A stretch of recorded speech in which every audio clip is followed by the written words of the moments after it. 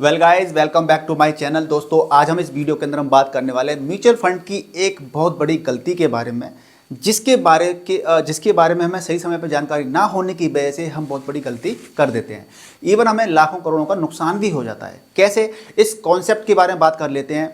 देखिए, सिंपल सी बात है कि हम म्यूचुअल फंड में इन्वेस्टमेंट हम क्यों करते हैं कि हमारा एक कैपिटल बन जाए, हमारे पास एक कॉर्पस बन जाए जो कि हमारे फ्यूचर के लिए काम आए। ठीक है जी। तो कॉर्पस बन जाए तो हम मंथली क्या करते हैं, हम एसआईपी करते हैं, सिस्टमेटिक इन्वेस्टमेंट प्लान करते हैं, और हम लेके चल रहे हैं कि भाई हमारे पास हमें क्या करना है कि आज से 20 साल बाद, मान लीजिए 20 ईयर बाद हमें क्या करना है, हमें 1 करोड़ की वेल्थ चाहिए, हमें 1 करोड़ की जरूरत पड़ेगी। तो सबसे पहले मैं आपको एक चीज़ बता दूं कि आज हमें अगर 1 करोड़ की जरूरत पड़ रही है, हम 1 करोड़ की जो वैल्यू समझते हैं, क्या वो 20 साल बाद 1 करोड़ में काम हो जाएगा हमारा? ठीक है ना, नहीं हो पाएगा। कैसे? क्योंकि सन 2000 की बात करें, कितना, आप गूगल पर चेक कर लीजिएगा, सन 2000 की बात करें, अभी कितना चल रहा है, 2024 चल रहा है।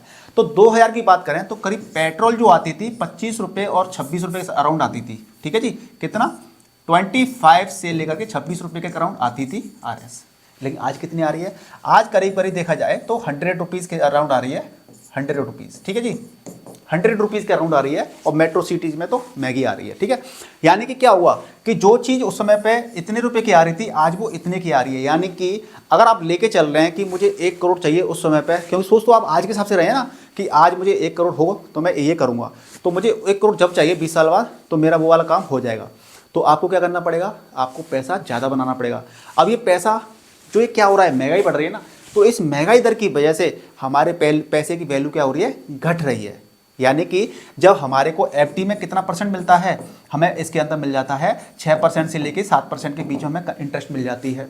अब सोचिए महंगाई दर कितनी है। इन्फ्लेशन जो रेट की बात हम बात कर लेते हैं, इन्फ्लेशन की बात करें तो 5% से लेकर 4% से लेकर के 6% के बीच चलती है। अभी रिसेंटली आप देखेंगे तो फिर 5 या 5.5% मिल रही है। मान लीजिए आपको एफडी में आपको 6% मिल रहा है और आपकी इन्फ्लेशन 5% चल रही है, तो आपको 1% रिटर्न ही तो मिला आपको एफडी के अंदर। तो इसी की वजह से हम क्या करते हैं, म्यूचुअल फंड में इन्वेस्ट करते हैं कि म्यूचुअल फंड में हमें 15% का रिटर्न मिल जाए, तो 5% हम इन्फ्लेशन मान लें तो 10% से हमारा पैसा बढ़ रहा है ना। ठीक है, लेकिन 10% पैसा बढ़ तो रहा है, लेकिन उसकी इन्फ्लेशन तो लग रही है ना, कि फिर भी, यानी कि हमें अगर टारगेट प्राइस 1 करोड़ चाहिए तो आज हमें करीब 1.5 करोड़ रुपये सोच के चलना पड़ेगा कि भाई 1.5 करोड़ रुपये इकट्ठा करेंगे तब वो 1 करोड़ हो पाएगा। तो इन्फ्लेशन कैलकुलेटर में हम खोल के देख लेते हैं कि हमारा पैसा हमें कितना करना पड़ेगा। ठीक है, तो इन्फ्लेशन कैलकुलेटर आप खोल के खुद भी आप कैलकुलेशन करके देख सकते हैं। अब देखिए यहाँ पे मैंने क्या किया है, ठीक है जी। तो देखिए इन्फ्लेशन करंट कॉस्ट, यानी कि आज 1 करोड़ है मेरे पास, 1 करोड़ है मेरे पास, तो आप देखेंगे 5% की इन्फ्लेशन रेट मान लेते हैं, टाइम पीरियड 15 साल मान लेते हैं कि 15 साल बाद इस 1 करोड़ की फ्यूचर कॉस्ट क्या होनी चाहिए, 2 करोड़ बता रहा है यहाँ पर। यानी कि इसका मतलब हम ये कह रहे हैं कि आज हम जो काम 1 करोड़ में कर सकते हैं वो हमें 2 करोड़ रुपए चाहिए 15 साल के बाद में। ठीक है जी, 2 करोड़ रुपए चाहिए। तो आज आप सोच के चल रहे हैं कि 1 करोड़ का काम मुझे कोई हो सकता है। मान लीजिए कोई आपको एक घर खरीदना है या शादी वगैरह करनी है या कोई भी काम करना है, XYZ, या बच्चे के एजुकेशन के लिए प्लान करना है कि भाई आज डॉक्टरी करते हैं, तो आज डॉक्टरी करने में 1 करोड़ रुपये खर्च हो जाते हैं, मान लीजिए एग्जाम्पल के तौर पर, तो हमें 2 करोड़ रुपये चाहिए 15 साल बाद उसकी डॉक्टरी पूरी कराने के लिए। तो हमें अब टारगेट क्या लेकर चलना पड़ेगा, 2 करोड़ का टारगेट लेकर चलना पड़ेगा कि 2 करोड़ रुपए इन्वेस्ट हमें करना है। अब इसके अंदर सबसे बड़ी हम गलती क्या कर देते हैं कि हमें 2 करोड़ टारगेट लेकर चलना है, तो हम सबसे बड़ी गलती ये कर देते हैं कि हमने अगर आज SIP स्टार्ट कर दी, अभी तक आपने वीडियो को लाइक नहीं किया ना, लाइक कर दीजिए, शेयर कर दीजिए, और चैनल को सब्सक्राइब किया तो चैनल को सब्सक्राइब कर लीजिए। हम गलती सबसे बड़ी क्या कर देते हैं कि हमने अगर SIP स्टार्ट कर दी, अगर SIP हमने स्टार्ट कर दिया तो हम लोग क्या करते हैं कि अगर मान लीजिए मैंने 10,000 रुपये हर महीने की SIP स्टार्ट कर दी, या 20,000 रुपये की हर महीने स्टार्ट कर दी, या फिर 5,000 रुपये की SIP मैंने हर महीने स्टार्ट कर दी, तो वो SIP चलती रहती है। 10 साल हो गए, 20 साल हो गए, वो 5,000 रुपये चलती रहती है। अब मुझे आप एक चीज़ बताइए कि आप जब आप अर्निंग कर रहे हो या बिजनेस है, तो अर्निंग बढ़ती है, सैलरी भी बढ़ती है, साल बाई साल सैलरी भी बढ़ती है, हमारा बिजनेस भी ग्रो करता है। तो जब हमारा बिजनेस ग्रो कर रहा है, हमारी सैलरी बढ़ रही है, तो हम अपना इन्वेस्टमेंट क्यों नहीं बढ़ाते हैं? क्योंकि महंगाई दर की वजह से हमें दुगना तिगना पैसा इकट्ठा करना पड़ेगा, तभी उस वैल्यू, इन्फ्लेशन की वजह से वो वैल्यू मेंटेन हो पाएगी। ठीक है ना, तो आप इसके लिए क्या कर सकते हैं, हमने खोला यहाँ पर SIP कैलकुलेटर, सिंपल सा। आप देखेंगे यहाँ पे आपने 10,000 रुपये क्या किया, हर महीने इन्वेस्ट कर रहे हैं आप 10,000 रुपये, मान लीजिए एग्जाम्पल तौर पर इन्वेस्ट कर रहे हैं हर महीने, 15% कंपाउंड इंटरेस्ट है, 20 साल के अंदर आप देखेंगे 1 करोड़ 51 लाख रुपये हो जाएंगे। 20 साल बाद 1 करोड़ 51 लाख रुपये हो जाएंगे। लेकिन क्या इन्फ्लेशन की वजह से ये पैसे की वैल्यू घटेगी?